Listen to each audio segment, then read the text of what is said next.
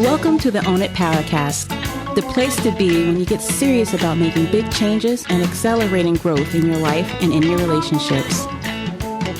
Finally create the life you've always wanted, living life on your own terms.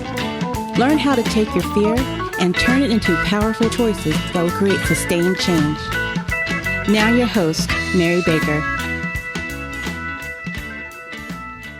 Hey everyone, welcome back to the Own It Powercast, the place to come to get what you need to move yourself forward. Hey, it's Mary Baker and welcome to episode 301, Waking People Up with Positivity, interview with Jimmy Warr-Mize. Well, welcome back to this month, which has been all about being still, being yourself, being brave. And if you didn't get a chance to listen to my last episode with Claire Garner, make sure you go back and listen to that one because she's a gem. And I think her work on helping people sit with feelings is really life-changing. But wait, I have another incredible human to share with you today. And that is Jimmy Warr-Mize, who has a story that's anything but typical. From his early days as what he calls a self-described jack of all trades, to being featured in Forbes, interviewing celebrities, and representing billion-dollar brands. He's done the big shiny things. But I think what makes Jimmy's story powerful isn't just what he's accomplished, but what he's learned along the way. I found some of his videos a while back, and I just fell in love with his vibe and his message.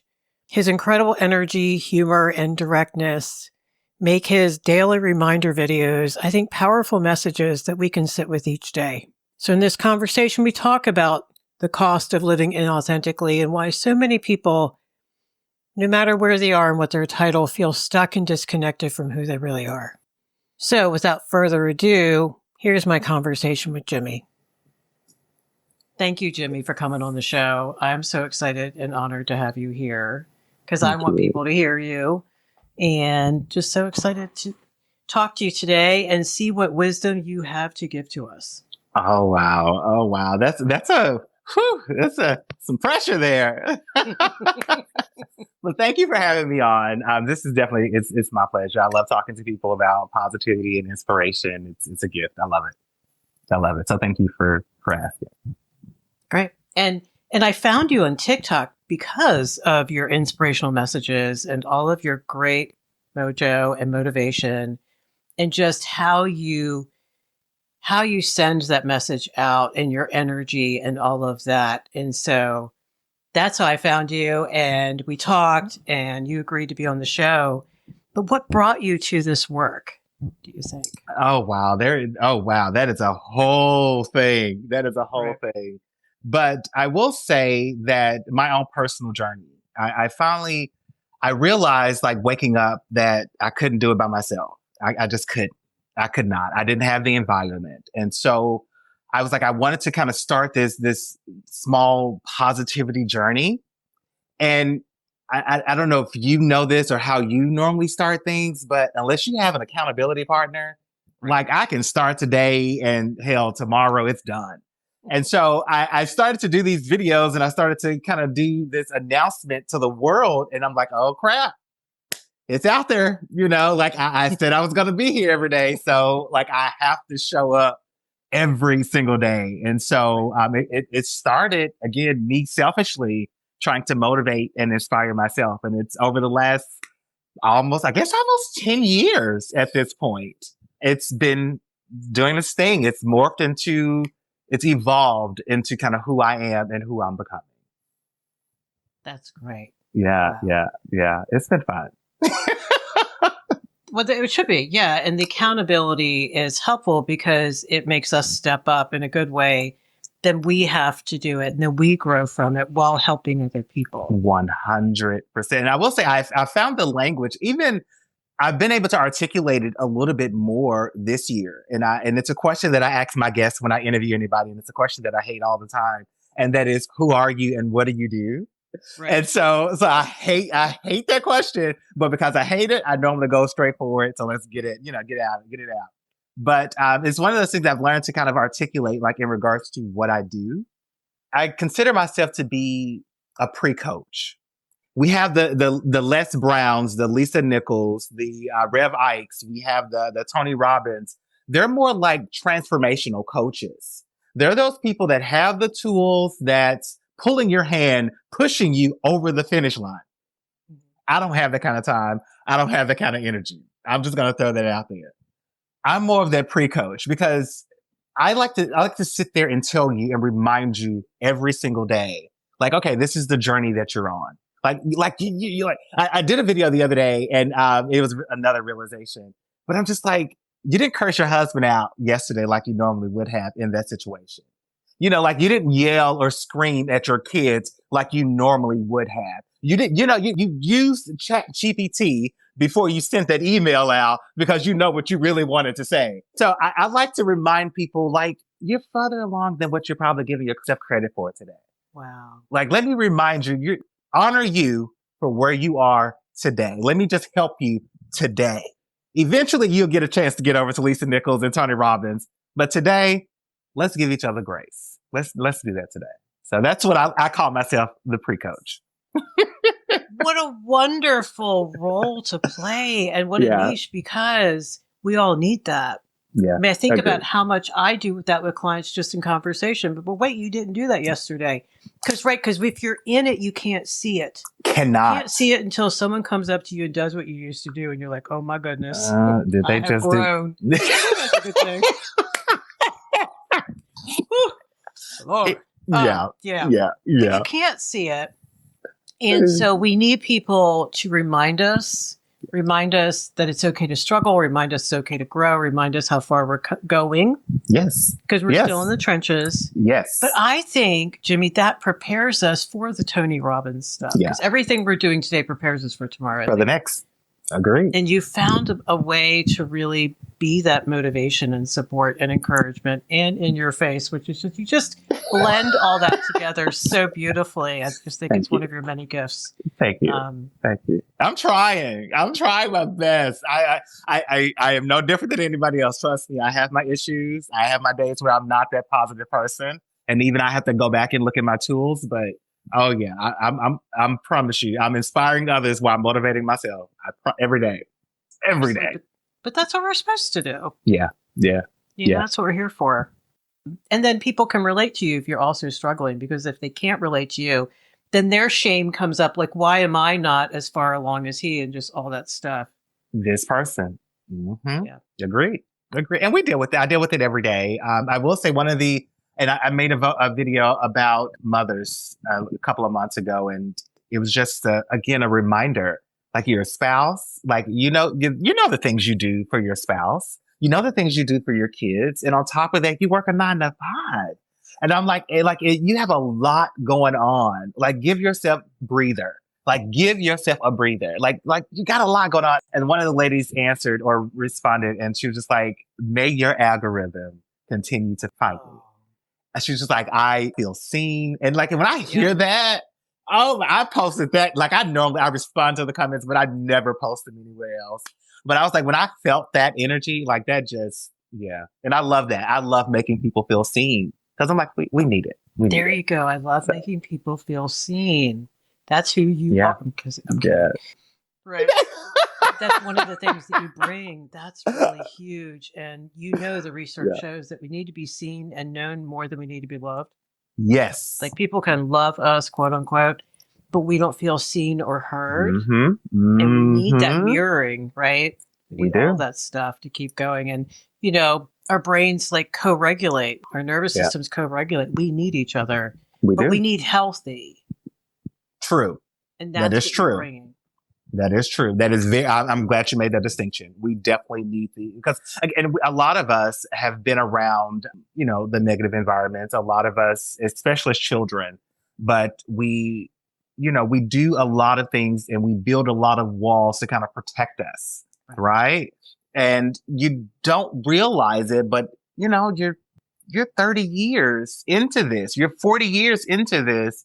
And your mindset is still trying to protect that little kid. And so a lot of times, you don't see the bigger picture because of who you've always been. And this little part of you that you've been protecting or you thought was built to protect you is no longer serving you. And sometimes you You have to get out of that negative environment to get into something, as you stated, a little bit more healthy. Absolutely, because the subconscious is adaptive, right? Yeah, yeah. And yeah. it's what we expose ourselves to. And I'm always bugging my clients about who is around them. You know, what's their work environment? How toxic is it? And who's around them? Right? What are you getting back? What are you absorbing? What are you absorbing about not just you, but about life and what's possible? And that's what I love about your videos, because you cover just a lot of different things, because it is a lot of different things. It is, yes. I just don't think personal growth can be so narrow and you do this one thing, right? Because that's not gonna do it. So it's not. Yeah. However, there are 5 things that I want to talk about. Okay. So one of the videos of how I found you was the 5. I think it's the 5 things you need to know. But I'm going to hand it over to you because I don't want to jack it up. No. Have you explore those. So okay. I listed 5 things that I feel that you need to ask for, and I will say this, and I'm so glad you're giving me the opportunity to kind of flesh this out. I broke it down to 5 things, but that list was so huge. It was so huge. And so to try to find just 5 things, it was just my things. It was just my thoughts and my beliefs. But I think in life, we go through so much, and especially, it would just go from a religious perspective, or if you're believing in the universe or whatever that higher power is. So often we're just asking for finances. So often we're just asking for that new car, that new house, or whatever, the material things. We don't ask for too much else. And so, the purpose of those videos that I created, that little segment, was just to get people outside of the normal things to ask for. Like, I'm like, the higher being that we serve, like the universe is the limit. Don't limit yourself just for that new comforter set, or for that new car that's going to be out of style in 10 years. Like, don't limit your mind for that. And so one of the first things that I mentioned did actually go off into the money aspect. And that was the raise. A lot of times we go through life and we feel like people see our value, but just because we see it doesn't necessarily mean that our boss does. And so I'm just like, yeah, you're getting the 3%. Yeah, you're getting a couple of bonuses throughout the year. But if you feel that your value, even if it's your business, if you feel that your value is there, dare to ask. Like, the universe is on your side, like moving mountains out the way for you. All you have to do is show up and ask. And so one of the very first things of that segment that I mentioned was to simply go out and ask for the raise. That's great. Go out and ask for the raise. Like, go out and ask for it. And I had to jot these down because, again, it was so many. But the second thing was the car. I did bring it up because I love the material things. And I brought up the car specifically because of my own situation.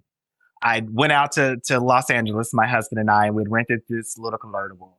And so I spent probably 3 years looking for it. And we finally found it because, of course, you can get them shipped from wherever. Then it needs to be in your price range. I finally found one. And it did not occur until I changed what I was asking the universe for. And so I was just like, I don't want just another car. Like, let me get a little bit more specific. Okay. I want an automatic. I don't want to deal with the mechanical issues. So I tell you what, universe, give me a vehicle, give me a convertible that's compatible to me. Wow. Give me one that's compatible to me. And so again, the second thing was to ask the universe for that car, for the dream car, the dream house, or whatever it is. And after I moved through manifesting that dream car, I quickly realized that it had nothing to do with the car. It was 100% about the experience of me being able to tweak what I was asking for and then seeing the universe kind of move things out the way and give it to me. Like, it blew my mind because once I changed how I asked for it and how I saw it, that car showed up in probably less than 30 days. Wow. Less than 30 days. The man was, he lived probably 20 minutes away from us. He ended up bringing it to this side of the town. It showed up in less than 30 days. It blew my husband and I mind. Like, it blew our mind. And I'm like, and when you have that and you ask for it and you get that experience, you're just like, oh, hell. Like, what else can I manifest? like what else can I manifest? Right. And so again, the second thing that I asked for was to, ask for that dream, ask for the dream, ask for that experience. The third thing that I believe in that you need to ask for is help. And so that was one of those things that was personal to me because I'm the strong one. I'm always leading the team. I'm leading, different departments. I'm leading certain areas within our household. Like I'm leading within my family in general. Like they're calling me and I'm like, oh my gosh, when you call me, I need to be able to say yes. You need an additional, couple $100 or $1,000 for this. I need to be able to say yes. Or even if it's just, you need to find somebody that knows someone that can help you. I need to be able to say yes. And I've had that mindset for years. And normally when you're the person that people are always calling, right, you typically don't ask for help. And so when I began to start asking for help in general, it was very, very small. It was, okay, wait a second. I don't know this process. I need help.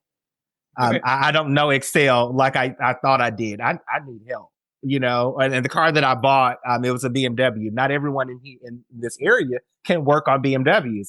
I need help on how do I find, I need help, right? What people began to show up. And I heard something from Simon Sinek. He says, when you do not ask for help, you deny me the honor of being able to sit in the mud and help you get out. You deny me the honor.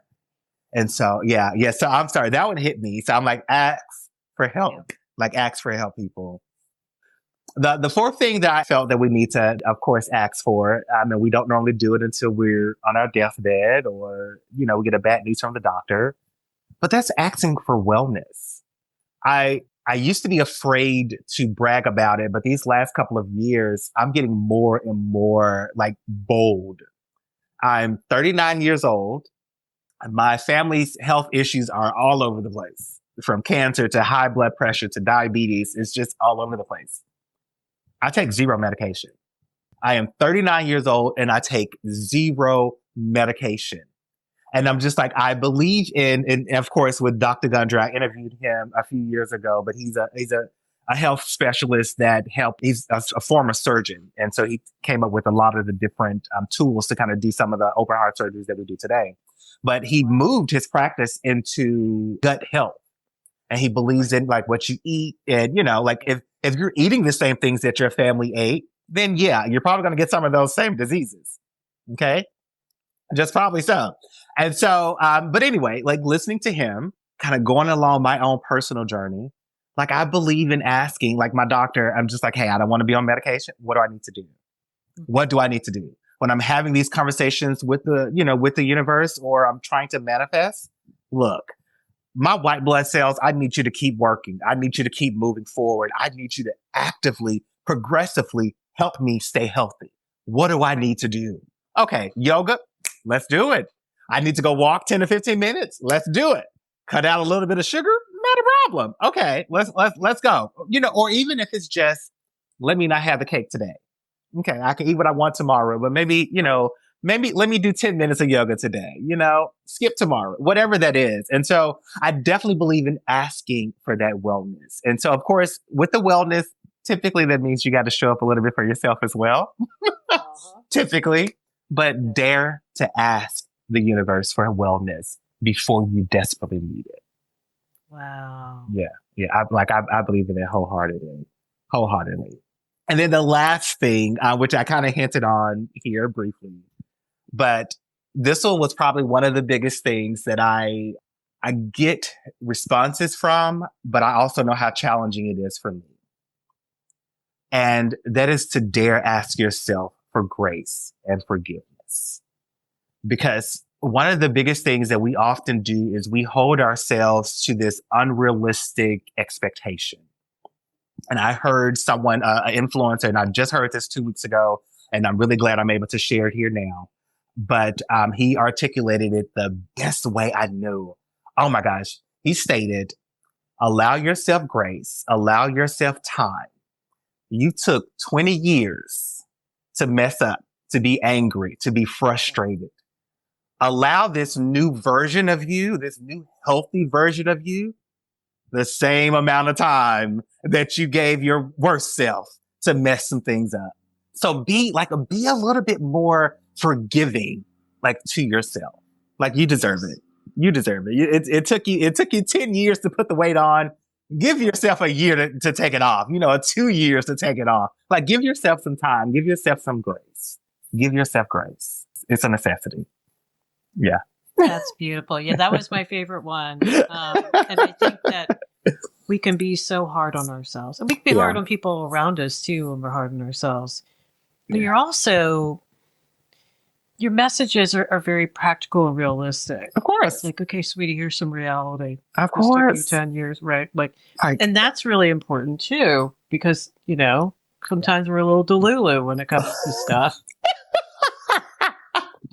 We have really jacked up expectations because I sit with people every day. I know. I'm a counselor and a coach. Yeah. I hear it all. I hope I've heard it all by now. And there's so much. The core beliefs, right? Those 5 things, and a lot of your other videos go after some of our core beliefs that we may not even know we hold. Yes. So many are subconscious. They're driving the damn bus. Yes. If we don't think that our beliefs and values don't drive our behavior, come on. Yeah. That is what's driving. And that's also what we fight about, right? When we fight. So to really get intentional and understand what are the drivers behind all of this. And what you are doing is giving people permission to believe differently. Yes. Yeah. I have an example, and I just had this memory 2 days ago, Mary. And so it's funny. I want to share it now. But I remember growing up with my aunt, and I remember her speeding on the expressway. Okay. And she was probably going 70, 80 miles an hour in the 60 miles an hour. And so I looked over at her and I was just like, oh my gosh, Auntie, you're speeding. And she, she was like, well, boy, hush, these other cars, I'm keeping up with the flow of traffic. Cause the police officer was right, probably 2 cars over. And so I said, you're speeding. And so she's just like, I'm keeping up with the flow of traffic. And if he wants to pull me over, he's going to have to pull everybody else over too, and they're just not going to do that. So I'm like, I was probably 9, maybe 8 looking at that. So of course, in my adult life, 18, 19, I have my driver's license. That level of thinking was still with me. That even if I'm speeding, I'm going to keep up with the flow of traffic. Even if the police officer is right here, you have to get me and him. You're not going to just get me. I'm going to tell you what blew my mind for the very first time about it. I remember sitting there and there was a police officer standing on the side of the road. You come right over here. Yep, you pull over there. Yep, yep, you right there. Pull over there. And so when you see that for the first time, it shook me because I'm just like, that's a reality. This entire time, I'm just like, there's no way they're going to get everybody. There's no way, But I was like, and then when you see it, it's like, wow, this is a belief I've had. I've been driving like this, for how long? This just shatters you. It 100% shatters you anytime that something just, goes against what you've been taught. And so what I love about my spirit now, it's just, I'm open. I have the belief that if I can see things like that, if I can be wrong about my upbringing, right? What else, universe? What else am I wrong about? Show me. What else have I not experienced? What else? Okay, let's go. Wow. Yeah. What a great example. What a great illustration of how we absorb beliefs, especially up to the age of 10 and 11, right? Yeah. We absorb it like gospel because we don't know any better. And then we start to be a mouthy preteen and we're like, oh, no, honey, it's not me, it's you. I know everything. Yeah. But until then, you have to believe it because you don't want to imagine them lying to you. Of course. You need to know how to go live in the world. Yep. And you depend on them. Perception. Right. Yeah. But nothing, I don't think anything teaches better than experiential data. Like you see in the cop pool. It's like, oh, Like, actually, I don't know if you've heard of Abraham Hicks, but Yes. that's one of their teachings is words don't teach. Only life experiences teaches, but words do not teach. But you're right. You're right. Yeah. That's great. Wow. So you help people believe differently, which is great, or just even stop and think, which is why I like how, some of your videos are brief. And it's just a nugget, but a nugget they can take with them all day and really think about it, which is great. Yep. And that's another thing, which is why I do them first thing in the morning. I found that out from Hal Elrod's. I found him years ago. He's the one that kind of helped push me into this journey. I'm reading his book. And of course, with his morning routine. And one of the first things that he ever said that struck a chord was, if you can conquer your morning, you can conquer your day. And so I do them first thing in the morning. I do my meditation. I do my yoga. Whatever video is going on for that day. They're typically pre-recorded. But I'm trying to record them every single day just to keep up with my own personal routine. But yeah, conquer your morning. 100%. Great. Yeah. Wow. So what are you hoping that people will do when they watch your videos rather? So basically what we just went over, like to see life differently. Like see life is not as black and white as you probably have once thought it to be. So to see a different perspective. And even if you disagree with the perspective, at least know that a separate perspective exists.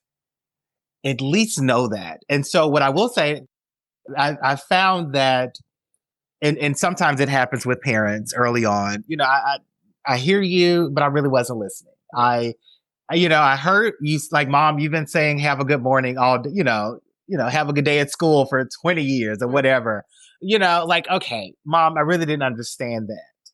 Well, now I'm in a place to receive it.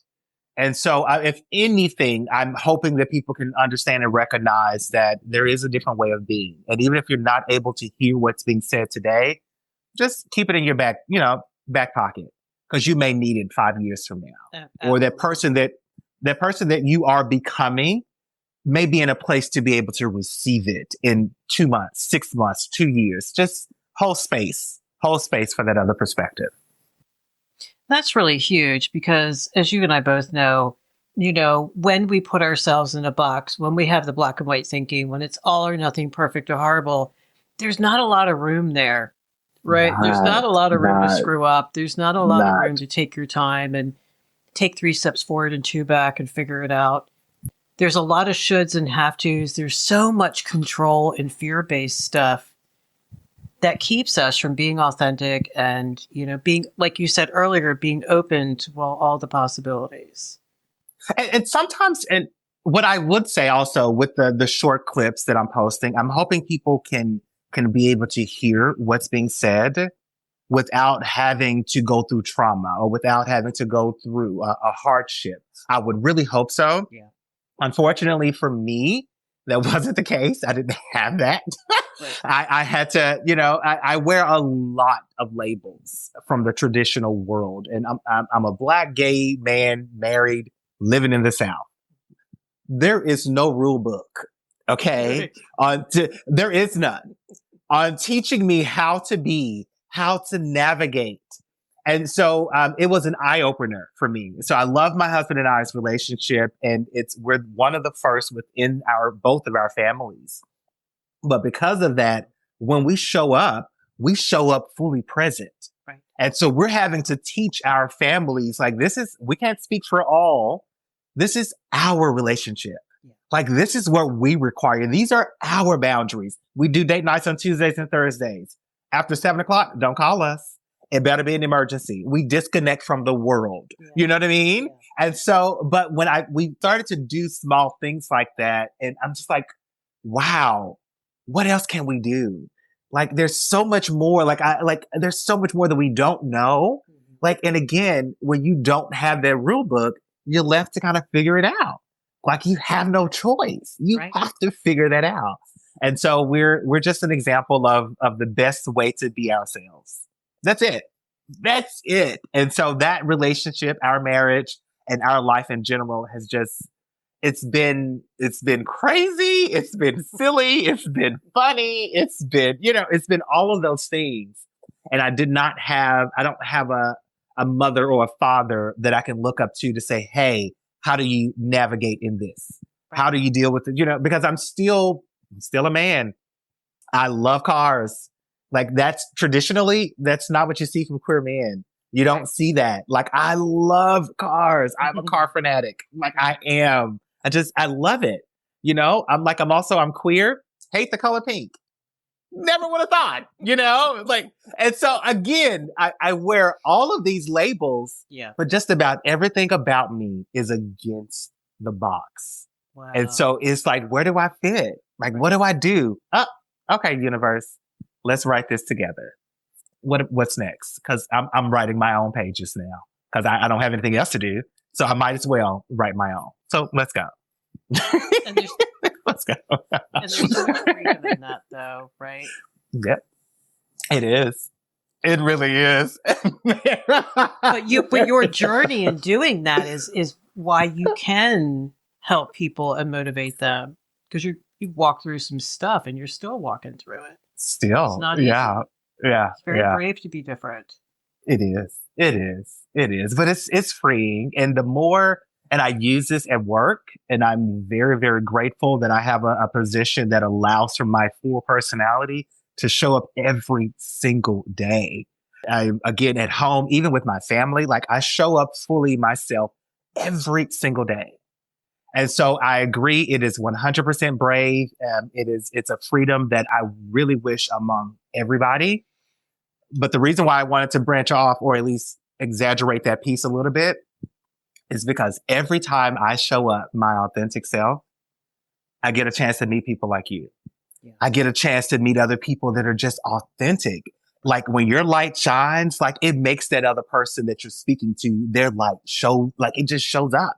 Mm-hmm. And then when those people get together and have a conversation, like the room better watch out. Right, because the energy, exactly. I wouldn't dare go and show up anywhere else without being myself. Like I wouldn't dare. So I love to do it. I love showing up to be me.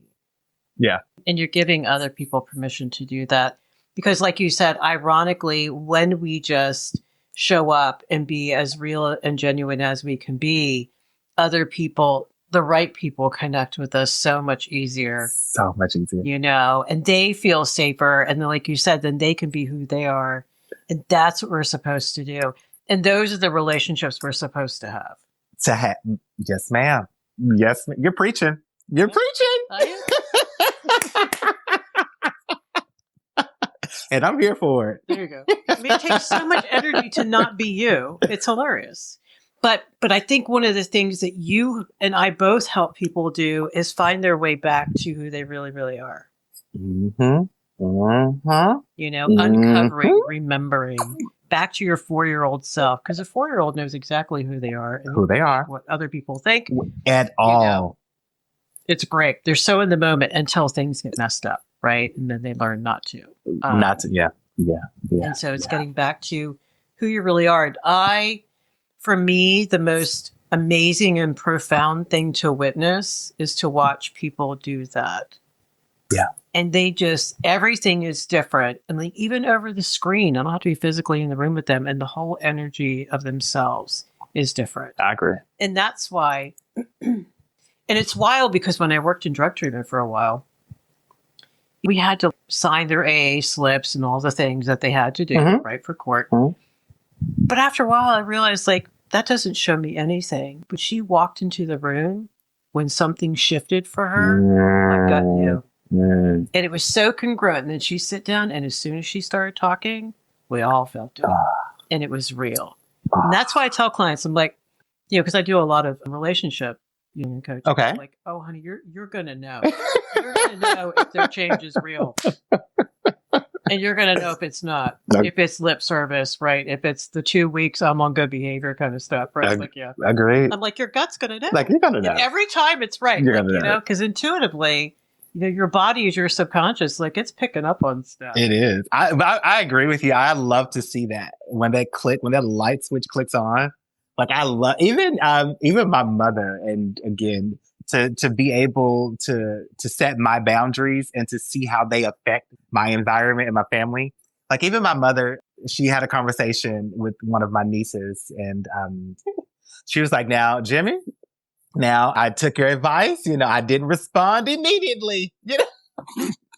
I didn't respond immediately. Now I did have to say this now, but I gave her a minute. That's great. So I was like, when I hear that, like, if my mother can learn like new ways, I love it. I love to see that when it switches on. And I just sit there and laugh. But it's lovely. It is lovely. Isn't it wonderful? Yeah. Because if they're doing that, their life's going to really start. It starts to change. It starts. And so my mom, she is at the retirement age now. And over these last few years, like she's starting to become like, I think her care factor is leaving. Of course, we know that happens, but she's starting to become more like of herself. And it is amazing to watch and witness. It is amazing. Like I'm not to say that I'm her favorite, but I'm definitely one of her favorites. She normally wouldn't argue with me. Like whatever I ask for is there. If I've said like if I give a suggestion, she's more likely to go with that suggestion. But these last couple of trips that we've been on, like she's been vocal. Like, I had made a statement about, because I believe children should get out of their hometown and experience the world. And so she was like, oh, they should, but they need to come back. And so I was just like, no, ma'am. Like, not my town. I was like, not here where I'm from. I was like, I don't think that. I don't believe that, Mom. I'm like, I'm sorry. I just don't agree with that. She had a rebuttal. And that normally would never happen with her, but she had a rebuttal. And again, it was, of course, we were both being very respectful, but she had a rebuttal, and she was just like, she really believes that, children should know their history. They should know their roots. You should get out, but you need to be able to still come back home. And so she had a rebuttal, and I was just like, okay, Mom. Okay. Like, okay, Mom, I see you. Yeah. So that's great. Yeah, it is. It is. But again, she found her voice. She's finding it. She's been on a journey on her own, and I swear it is very beautiful to watch. Again, she was the first example of and I wouldn't say example, but she was the first teacher to tell me like the sky is the limit. She never limited me on anything that I wanted to do. And so even if she didn't necessarily believe some of those things for herself growing up, she did not allow me to have those limiting beliefs. She would always say, do you really want it? And my answer was always yes. And she would say, can you afford it? Then go out and get it. Was legitimately her response on everything that I wanted to do. So hats off to my mom. Yeah. Wow. So, but it's fun to see that she's finding her voice. So it's fun. And that's, like you and I were talking earlier about community when we were offline. And I'm such a big fan of building that community because it takes a village. It really does to help people grow. And we need to have people, more than one person around us, motivating us, challenging us, cheering us on. Yes. Pulling us out of the ditch, right? Yes. Reminding us to, give ourselves grace. Yes. Reminding us that what we need is okay. We need that. We do. Because every time I've done any kind of group, I would watch people grow exponentially over a short period of time. After working one-on-one with them, talking about the same stuff, right? About how to have better boundaries and, honor yourself. And it's like, yeah. But you get like 6 other people around you. And it is just astounding to see the progression. Yeah. And that's that family at the dinner table they didn't have. Yep. So Mary, it's funny you say that. I had the opposite experience because, again, my environment wasn't helping. It wasn't beneficial to me because, again, nobody can, there was no roadmap for me. So I've been figuring things out. And there was a lot of negativity and a lot of fear that was around. And so when I first started this journey almost a decade ago, I had to do it in isolation. And I had to be my own reminder. Wow. I had to make sure that if I was watching videos or whatever, like even to this day, I have sticky notes on my mirror in the bathroom. Mm-hmm. I have reminders on my cell phone that today is a present, and, like I have like consistent things that are feeding me. But I started out and I didn't have that environment. I didn't have that tribe. And so again, I started out in isolation. I had to put up my boundaries. I had to kind of back away from the family. I had to back away from friends. And like, it was a lot. I legitimately had to go into isolation to figure out who I was, what I wanted. I don't suggest it for everybody because it's a very lonely place. Yes. Not everyone has the tools to be able to kind of help pull themselves out of that. And so I don't suggest it for most people. I was just very, very fortunate that I had the adaptability to be able to go into isolation, be able to have that self-awareness to say, I know this is a problem. I know this is a trigger. I know I cannot watch this because I go down this downward spiral. And so now that I've started to come out of isolation, like my family is starting to see me come around more. So they're starting to invite me to different things a little bit more. And so now it's like my tools are starting to really have to be put in, because if you're in isolation and I only have to deal with me, oh, hell yeah, they're going to work every day. Right. They're going to work every day. But then when you go to Trader Joe's or Kroger, or Best Buy, you're just like, now, ma'am, you got 5 seconds. Wait a minute. Move out my way.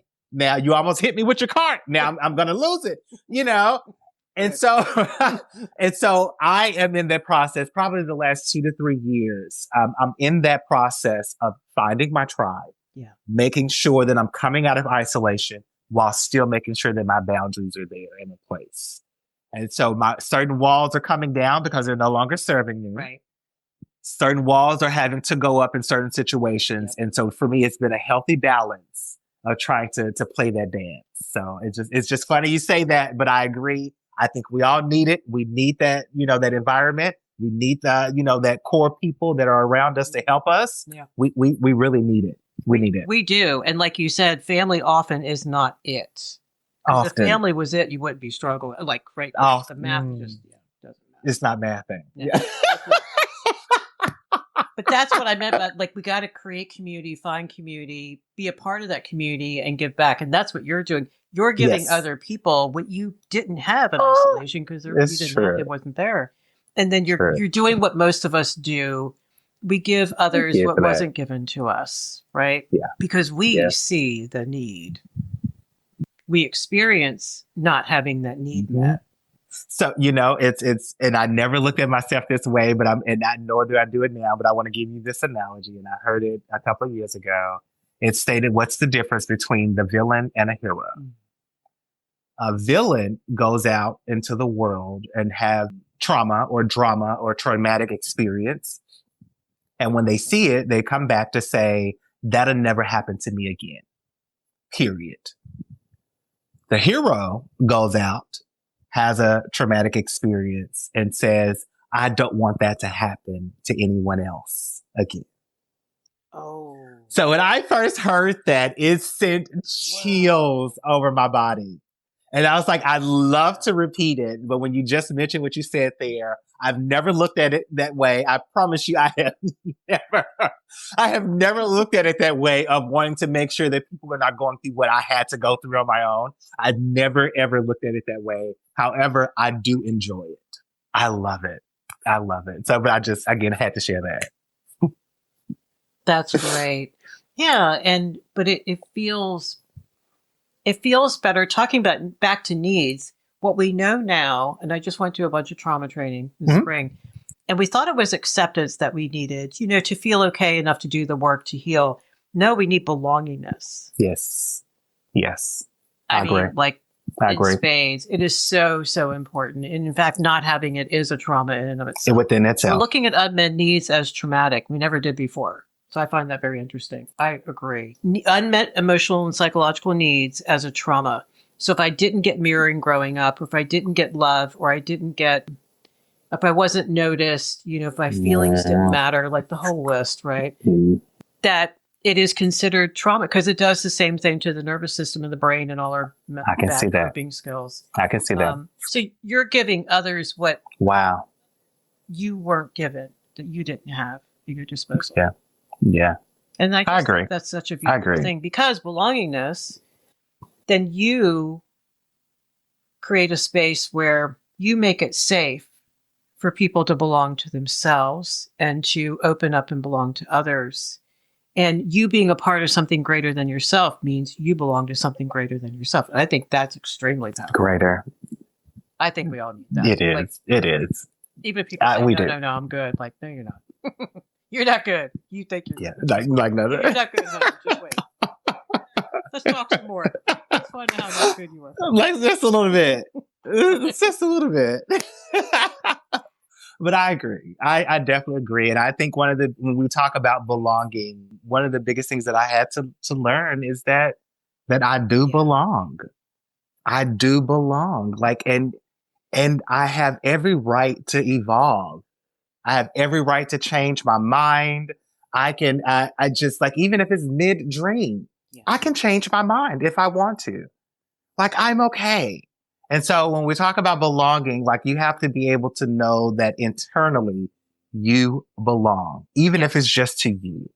Like, you belong, like, accept it. And whatever you're dealing with, whatever you're feeling in that moment, like, it's okay. You're human.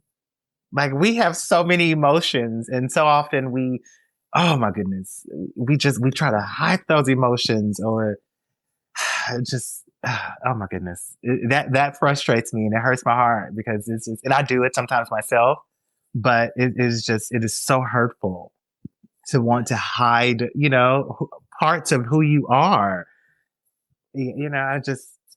So anyone that's around me, I don't care what's going on. If they're around me, and I do it with the kids, I do it with the adults, you're around me? Oh no, we're not doing anything fake. Like you're going to be able to feel safe. And if you don't feel safe, let's figure out what the hell is going on. Cause if you're around me, you're gonna have a safe space. And so like which is why we don't let everybody in our house. Right. However, when people are here, it's a safe space. And so I love it. And that's how you help people heal. Because even your videos create I'm so glad you said that, because that's part of the vibe. It is. So huge. Yeah, it is. Wow. On that note, where can people find you, Jimmy? Of course. So I am inspired by Jimmy L. That's inspiredbyjimmyl.com. Inspired by Jimmy L over on TikTok or YouTube. Locate me there, and I promise you won't be disappointed. So quick, short, 1 minute clips, just some reminders of the tools that you already have, and just to kind of help you get through your morning, or just to remind you of who you are and how much you've done. So come follow me. Yeah. Absolutely, guys. Check him out. Thank you so much for being here, Jimmy. I always learn from you. Thank you. This has been a pleasure. Like, it's been a while. This is great. I haven't done this in a while. Yeah. It's been a while. It's been a little while, but I love this interaction. I really love talking to you. This is great. We'll have to do it again. Thank you. Agreed. Well, thank you, Jimmy. That was wonderful. And what an important reminder that it's never too late to shift, to realign, or come back to what matters most. Make sure you connect with some of his videos, especially his daily reminders, because they're great. They get you to focus on what you need to focus on. And they remind you of what matters and what's important as you go after the life you really want. You can learn more about Jimmy and connect with his work by following him and clicking on the links in the show notes. They're all there for you. And if you're really ready to uncover your truth, I've got tools and support to also help you do just that. I've got a couple power hours open next month. Jump in now. They're going fast. Or grab my free Healthy Boundaries guide or the 2 other courses I have in there. Thanks for listening. And as always, own your truth, own your power, keep going. And, as you know, pay it forward. Keep focusing on you. And I'll see you next time.